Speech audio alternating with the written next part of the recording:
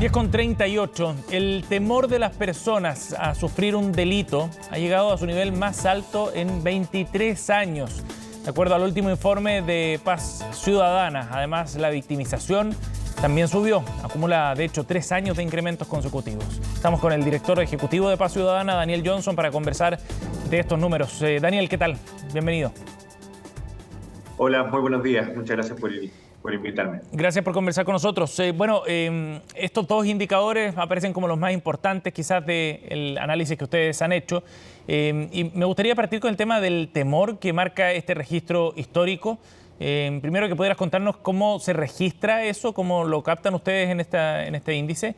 ¿Y cuál ha sido la tendencia respecto a este indicador? ¿Ha sido una tendencia paulatina que ha ido subiendo año a año? ¿Se registra un salto? ¿Cómo ven ustedes en ese sentido, Daniel, estos números? A ver, primero, el indicador es un índice, por lo tanto se construye de una serie de preguntas. Son 7 preguntas. Esas 7 preguntas se componen en 3 que tienen relación con la percepción general de cómo está el delito en la comuna, son las preguntas. ¿Se ha aumentado o no dentro de los últimos 12 meses? ¿Se ha aumentado la violencia? ¿O si piensa que aumentará en los próximos 12 meses? Eso es de contexto. Y después se componen con otras 4 preguntas que son personales, que son: ¿siente usted temor al salir en la mañana de su casa? ¿Siente usted temor al volver? ¿Siente temor al caminar por su barrio? Etcétera. Entonces, la composición de esas preguntas van generando un puntaje. Y el máximo puntaje son 16 puntos, si no me equivoco, en esa pregunta, que es el más alto, y ahí van bajando. Desde el puntaje 12 hacia arriba, se considera que esa persona está altamente atemorizada. Y ese nivel alto de temor ha subido en los últimos 2 años de manera muy importante. Si bien antes habíamos visto variaciones del índice, se mantenía siempre dentro de una franja relativamente estable.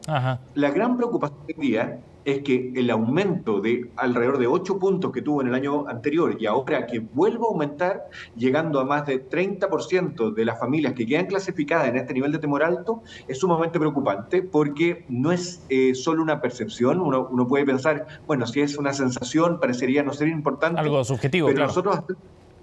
Exactamente, pero nosotros hacemos preguntas también que van relacionadas con cambios de comportamiento relacionados con ese aumento de temor. Y la ciudadanía, más del 70%, está diciendo que dejó de ir a ciertos lugares, dejó de salir a ciertas horas, reforzó la seguridad de su casa, y que son limitaciones que impone el temor, que no permiten que esas familias disfruten de un montón de servicios que la ciudad tiene disponible. ¿Y eso no lo habíamos visto en otros índices previamente?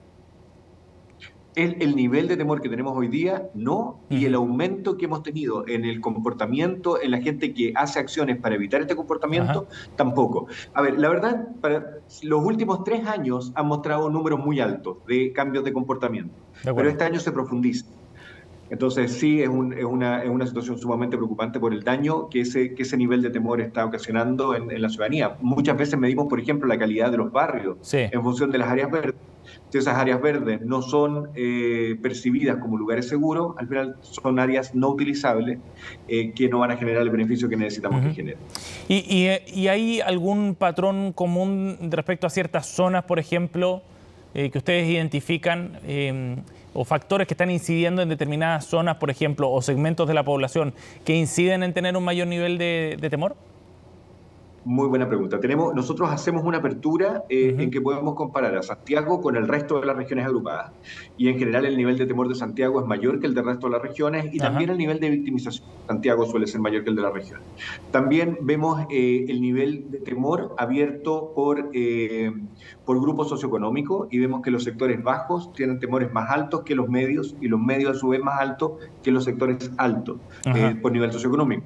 Y una tendencia que es permanente en el tiempo que lo hemos medido es que las mujeres tienen un nivel de temor muchísimo más alto que los hombres, casi 10 puntos de diferencia. Y eso limita mucho más entonces los comportamientos de las mujeres. Claro. Y también nosotros, la asociación que hacemos es que las mujeres tienen temor de ser víctimas de otros tipos de delito también. Y esto obliga a mirar la seguridad con una perspectiva de género. No basta con, no es el mismo delito el que afecta a todas las personas, y por lo tanto tenemos que mirarlo diferente para poder ir haciendo medidas que sean útiles a los distintos segmentos. Sí. Otra Ahora, relación Daniel, que hicimos, que fue súper... Perdón, sí. Sí. No, adelante, para terminar la idea, dale. Sí, otra relación que hicimos muy interesante es que Ujú. empezamos a medir desde el año pasado ciertos factores que están relacionados con la exposición que tienen los ciudadanos a manifestaciones de la criminalidad organizada. Ajá, Y esos factores fue todo un estudio, porque primero tratar de entender qué manifestaciones pueden ser consecuencias de la operación de bandas delictuales. Y claro. hicimos un abanico de 12 preguntas, las probamos, etcétera, y llegamos a un set de 5 preguntas. Cuando relacionamos, dentro de esas preguntas están cosas como peleas entre armadas, entre bandas, mausoleos narcofunerales, etcétera. Sí. Cuando vemos la relación que hay entre las familias más afectadas por estas manifestaciones, o sea, que dicen, por ejemplo, que ven siempre o casi siempre este tipo de manifestaciones, están mucho más atemorizadas que las familias que no las ven. Entonces, hay Ajá. una relación directa también del temor con la exposición a manifestaciones de la criminalidad Bueno, organizada. eso te iba a preguntar porque el tener mayor nivel de temor, por ejemplo, ¿ustedes detectan que esté asociado también a mayores niveles de victimización, o sea, de comisión de delito efectivo en esas zonas, por ejemplo, o en esos segmentos socioeconómicos? ¿O A ver, puede ser una combinación de ambos factores, de las manifestaciones que tú hablabas también? es una combinación, porque nosotros vemos que ha habido un aumento en los últimos 3 años de la cantidad de delitos. Ujú. La pandemia hizo una baja muy importante en la cantidad de delitos que registramos. Hay que recordar que nosotros los que medimos son robos e intentos de robo en el hogar, fuera del hogar, con violencia, sin violencia. Eso es lo que medimos. Entonces no medimos todos los delitos. Por ejemplo, Ajá. homicidios no están registrados en nuestro indicador de victimización. Entonces no es solo, las familias no solo sienten temor por la probabilidad mayor o menor de ser víctima de un delito, sino que el temor está muy afectado por la probabilidad de que ese delito me genere un daño mayor. Entonces, por De ejemplo, acuerdo. delitos, si yo percibo que los delitos pueden ser más violentos, pueden afectar mi vida, pueden afectar mi integridad física, voy a sentirme mucho más atemorizado. Eso por un lado. Ajá. Entonces, no necesariamente hay una correlación directa entre la percepción de temor y la victimización. Pero sí estamos viendo también que en los últimos años ha habido un aumento de delitos violentos, un aumento de los homicidios, esto en los registros administrativos, y una tipología de homicidio distinto, que eso también puede estar generando un mucho mayor nivel de temor. Claro. Daniel, esto lo hemos hablado en otras ocasiones, pero me parece que también es un tema interesante, considerando que estamos hablando de una sensación, ¿no? El tema del temor como algo subjetivo, ¿no? ¿Quién podría cuestionar que alguien sintiera temor, ¿no? por la comisión de un delito? ¿Cuánto influyen en esto las comunicaciones, las redes sociales, en general los medios? ¿Que inciden de alguna forma? ¿Ustedes creen que es una variable que hay que considerar también, dado que estamos expuestos a más información sobre estos temas? Sí, a ver, antes siempre se ha cuestionado cuál es la incidencia que tienen los medios de comunicación en el nivel de temor.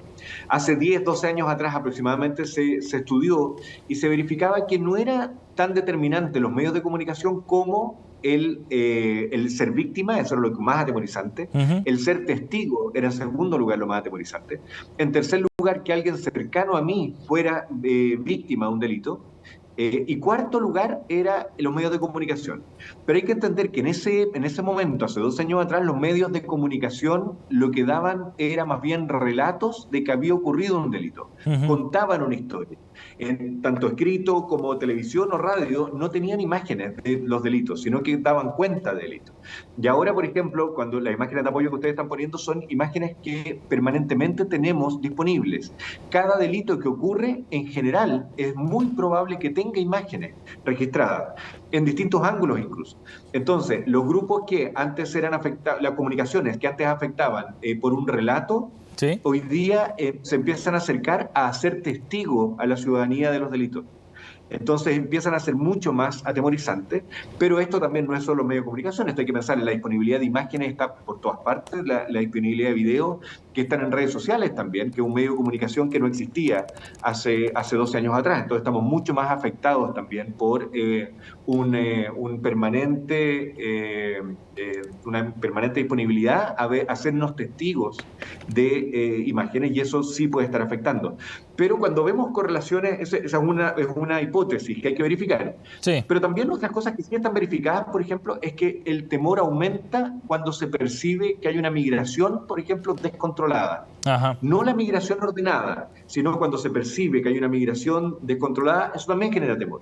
Cuando el temor al otro es algo que también afecta mucho. Entonces, si yo veo que en mi barrio están llegando personas que son diferentes, que tienen costumbres que pueden ser distintas a las mías, eso también genera niveles de temor. De acuerdo. La exposición a manifestaciones del crimen organizado también, y los cambios de tipología delictual que se están tornando más violentos también afectan de manera importante. Es un problema multifactorial, no podemos echar la culpa a uno solo. Y es mucho más complejo de abordar por lo mismo. Daniel, muchas gracias por conversar con nosotros esta mañana aquí en Noticias Express. Muchas gracias a usted, que esté muy bien. Igual. Buen día. Chao.